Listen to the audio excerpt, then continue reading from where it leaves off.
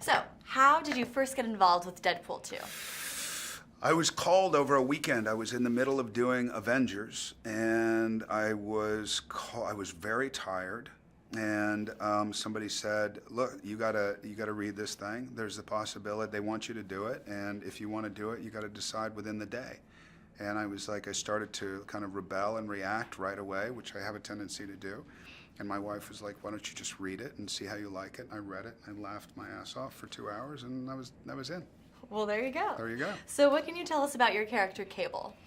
Cable is a guy who travels back from the future in order to right something that's happened to him that's horrible. So his intentions, I think, are really good, even though he's considered this awful, villainous guy. Perfect. And are you a comic book fan? And did you read any of the comics as research? I did. Those are two separate questions. One is, was I a comic book fan of like Hulk and Thor and, you know, Veronica? Did I read that once or twice? But not as much. I wasn't as fanatical as, say, my brother. My brother collected comics. He understood, you know.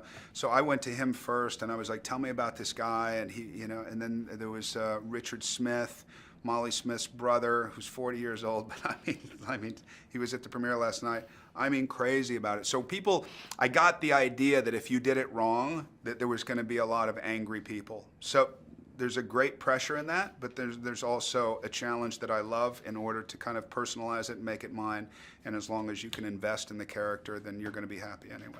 Well, that's a great answer. Very cool. Great. And lastly, how is working with Ryan? Ryan is tough. He's kind of like being in his own jail.